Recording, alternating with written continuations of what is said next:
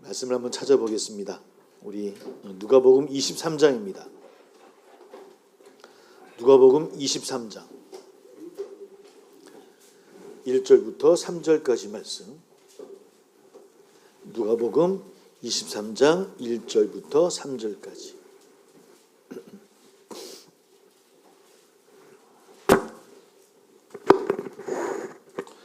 누가복음 23장 1절부터 3절까지. 같이 함께 누가복음 23장 1절부터 3절 같이 읽습니다. 시작. 무리가 다 일어나 예수를 빌라도에게 끌고 와서 고발하여 이르되 우리가 이 사람을 보매 우리 백성을 미혹하고 가이사에게 세금 바치는 것을 금하며 자칭 왕 그리스도라 하더이다 하니 빌라도가 예수께 물어 이르되 네가 유대인의 왕이냐 대답하여 이르시되 네 말이 옳도다. 아멘. 이제 바벨론의 포로가 되어진 유대인들은 당연히 이제 메시아를 기다리게 되어집니다. 메시아가 오셔서 나라를 회복하고 다시 하나님 나라 왕국을 이룰 것이다라고 하는, 그리고 공의와 정의로 다스릴 것이다. 그때부터 이제 하나님의 역사가, 하나님의 영광이 드러나게 될 것이다라고 하는, 좀 바벨론 포로 때부터 유대인 이스라엘 백성들 마음속에는 메시아가 오실 거야. 메시아가 오셔서 다시 다윗 왕조의 놀라운 그런 왕국을 이룰 거야. 그리고 역사 안에서 예레미야가 예언했던 그런 메시아가 분명히 올 것이다라는 신앙을 갖게 되어집니다. 그러나 사실은 정말 예레미야가 예언했던 그런 메시아가 왔는가? 그는 야훼 시두케누라고 하는데 하나님의 정의, 그런 정의가 이루어진 적이 있었는가? 예수님 오시기 전까지 거의 600년, 700년 가까이 그들이 메시아 사상을 이야기하고 오실 메시아를 이야기했지만은 사실은 이스라엘 역사 가운데 온전한 하나님 나라를 이루었던 적은 사실은 있지는 않아요. 늘 하나님의 백성임에도 불구하고 하나님 반에 서 있었던 그런 백성 또한 유대인들이 돼요. 참 아이러니합니다. 가장 하나님의 선택된 백성이고 하나님의 놀라운 역사를 눈으로 보고 경험했던, 그리고 하나님의 은혜 가운데 세워지는 그 나라임에도 불구하고 유대 역사 가운데 온전한 하나님 나라를 이루어졌던 때가 없었다는 거예요. 물론 노력했던 왕들, 노력했던 시대는 있었어도 온전히 이루어졌던 없었다고 하는 것.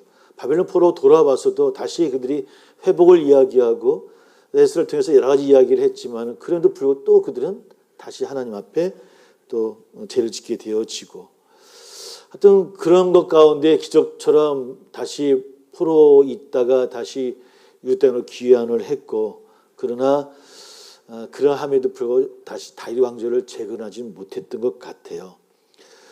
초기 기독교 공동체 그런 걸 지나면서 예수님 공생을 지나가고 이제 초기 기독교 공동체가 이제 이루어지게 되어집니다.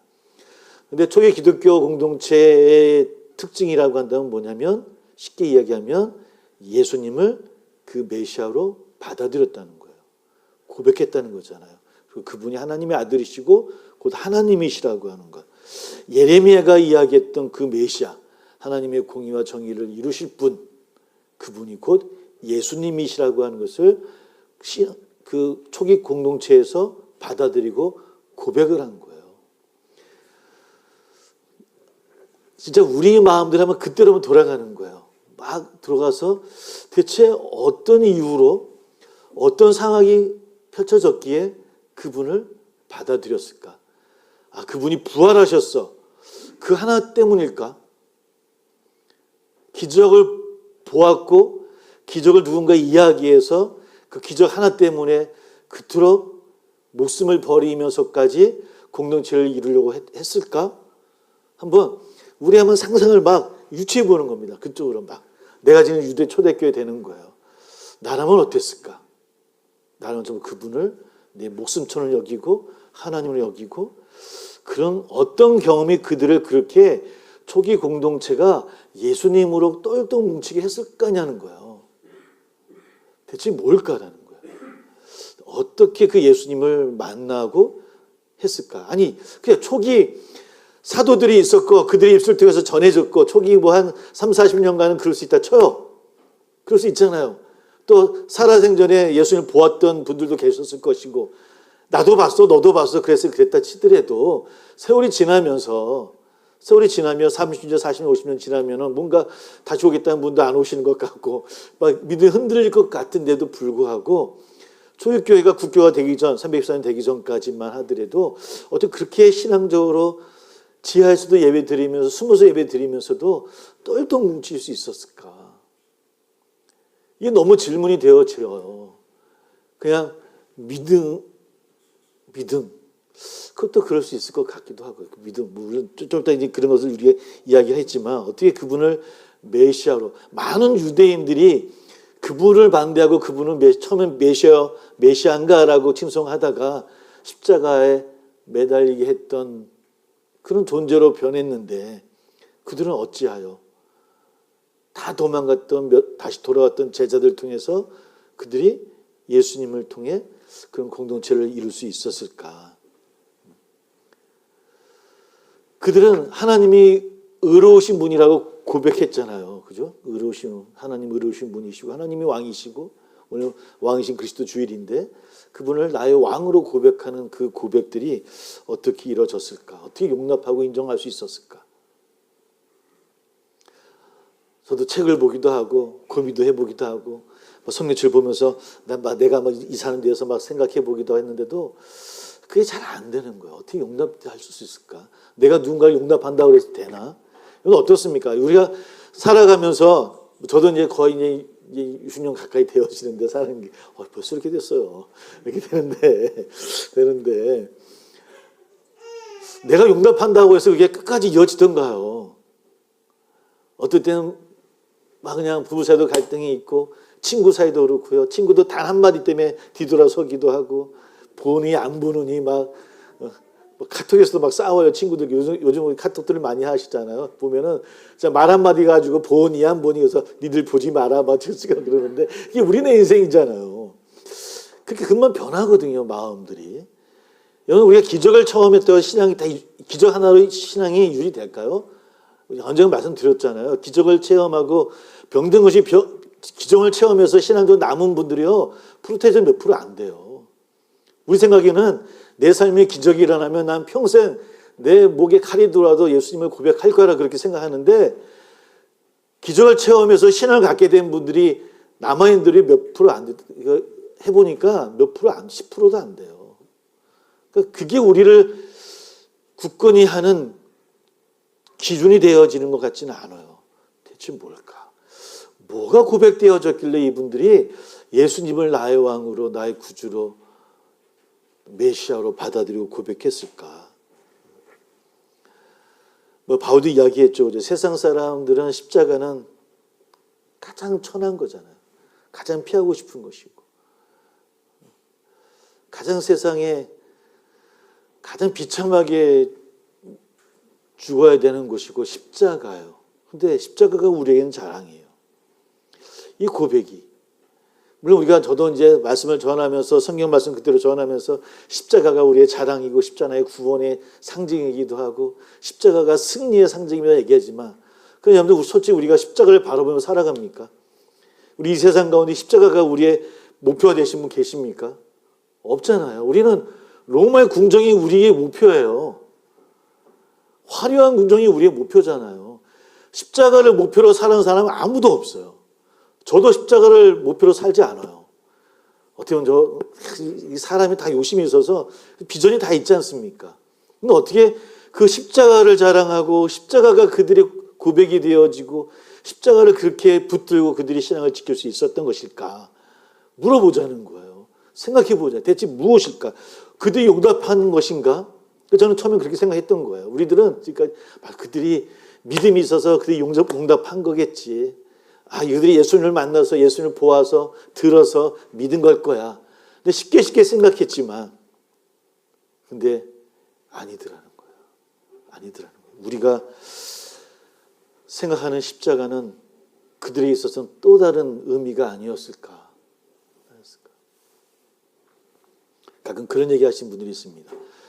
지나온 세월 가운데 가장 기억에 남는 사람이 누구냐고 물어보면 그런 분들이 그렇게 얘기하시는 분들이 있어요. 그때 나하고 내가 힘들 때 나랑 같이 울어줬던 그 사람, 내가 힘들 때 내 얘기를 들어줬던 그 사람, 나 그 사람은 평생 못 잊어. 저도 제가 군 얘기를 참 많이 하는, 남자들은 군 얘기 안 하시는데 저는 군 얘기를 참 많이 하는 편이거든요. 군에 힘들었을 때 저에게 말 한마디 해주셨던 그분이 있어요. 그분이 평생 잊지를 못하겠어요. 우리가 그러잖아요. 그죠?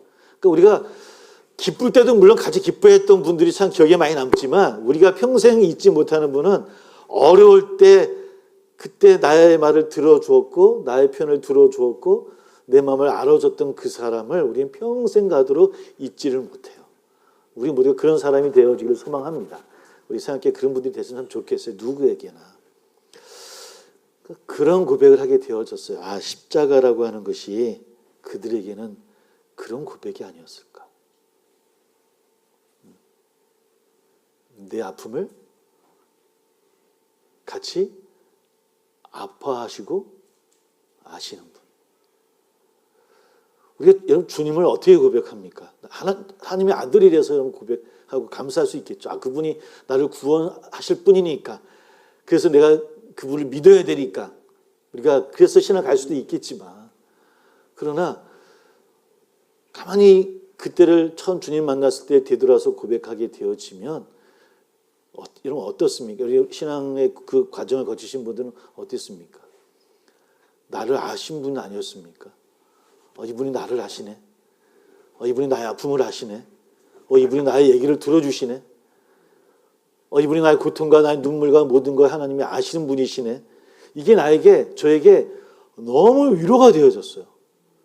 너무 힘이 되어졌던 것 같아요. 그 위로와 힘이 늘 저를 붙잡고 있는 힘이 되어지는 것 같아요. 저는 그렇게 주님을 만났던 것 같아요. 그 어린 나이 고1 때 물론 뭐 어렸을 때 엄마 손을 잡고 나왔지만 모태 신앙이긴 하지만 제가 주님을 만난 건 고1 때거든요. 근데 고1 때 그 마음을 제가 느낀 것 같아요. 제가 나름대로 고1 때 굉장히 고민과 고통이 많았던 사람이거든요. 세상 짐을 지고 살았던 사람이었거든요. 제 나름대로는. 근데 그 고통을 아신 분이 계시는 거예요. 저희 어머니도 저희 아버지도 저희 형제자매도 친구들도 모르고 비밀로 했던 것들을 주님이 아시고 그분이 나를 어루만져 주셔요. 그러니까 그때 환하게 비춰지는 경험들을 하게 되어졌거든요. 주변이. 그런 고백이 되어지는 것처럼 이 초대교회 이분들에게 왜 예수님을 메시아로 받아들여졌을까? 왜 예수님을 나의 구주요 나의 왕이라고 고백했을까? 저는 처음에는 기적을 부활을 하신 분이니까 온 인류를 구원하실 분이라고 그러시니까 쉽게 생각했는데 그게 아닌 거예요. 그게 아닌 거예요. 그보다 더 뼈저리게 더 깊숙이 그들을 용납하시고 인정해 주신 분이구나 주님이. 그러니까 우리가 인정해서 그분을 알게 되어진 것이 아니라 그분이 우리를 인정해 주고 우리를 용납하셔서 내가 이 자리에 있구나라고 하는 고백이 좀 더 뜨겁게 이 초대교회 사람들에게 있지 않았을까? 그분들에게. 그게 그분들에게 너무 큰 기쁨이지 아니었을까? 그 어둠 속에서 기도할 때도 그 카타콤의 그 어두운 길을 헤매면서도 그들이 두려워하지 않았던 것은 그분이 나와 함께 하신 것이라는 것이 아닐까. 그래서 그들은 그런 마음으로 주님 앞에 서 있었고 또 맞섰던 것은 아닐까. 오늘 유대인의 왕이냐라고 빌라도가 이제 묻습니다. 예수님께. 네가 유대인의 왕이냐. 여러 가지 얘기를 하면서 주님은 말씀하시기를 옳도다라고 이야기를 해요. 그럼 우리에게 물어볼 것 같아요. 우리에게도 똑같이 너는 누구냐고 물어볼 수도 있을 것이고 너는 예수님의 제자냐고 물을 수도 있을 것이고 너는 누구냐라고 누군가 물어볼 때 우리는 뭐라고 답할 수 있을까? 그리스도인은 대체 뭘까? 주님을 그렇게 만났다고 한다면 그리스도인은 대체 뭔가? 저도 많이 그런 얘기를 합니다. 예수님을 닮아가는 삶이 그리스도인의 삶이야. 그러면서 오늘 묵상을 하면서 이 말씀을 묵상하면서 그런 생각이 든 거예요. 내 유대인이나 왕이냐 물었을 때 내가 옳도다 다 되었던 그 주님을 내가 닮을 수 있나? 어떻습니까? 여러분 예수님 닮으실 수 있으십니까? 그리스도는 예수님을 닮는 것이라 하는데 닮을 수 있을까요? 우리가 어떻게 닮겠습니까? 예수님을.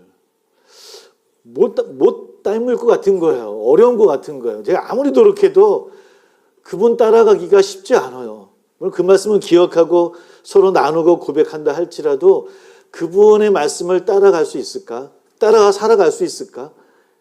행여나? 또 이곳을 뛰쳐나가면은 또다시 내 입술에서 나오는 말들도 대화들도 내 머릿속의 생각들도 완전히 바뀌는데 또 제 나름대로 저는 그래도 목사니까 그래도 이 예배당에 있을 때만은 계속 여러분들 생각하고 말씀 생각하고 아침 9시에 오면은 계속 그 생각해요. 계속. 집에 3시까지 들어갈 때까지 계속 제 머릿속에. 그러는 목사님 저도 딱 집에 가면은 머릿속에 딴 생각으로 이제 막 흘러가요. 이런 우리들이 예수님을 정말 닮아갈 수 있는 걸까? 예수님을 닮은 것으로 내가 그리스도인이라고 할 수 있을까? 라고 하는 고백을 하면 그런 것 같아요. 그리스도인은 누군가? 앞으로 얘기했던 것처럼 뭐 너무 당연하고 간단한 거지만 그냥 예수님을 믿는 사람인 거예요. 예수님을 믿는 사람. 그 믿음이 뭐냐면 저의 믿음이 아니라 그분이 나를 용납하시고 나를 인정해 주셨다라고 하는 것을. 그래서 그분 안에 그분을 그냥 바라보는 게 그게 믿음 같아요. 내 의지가 아니라.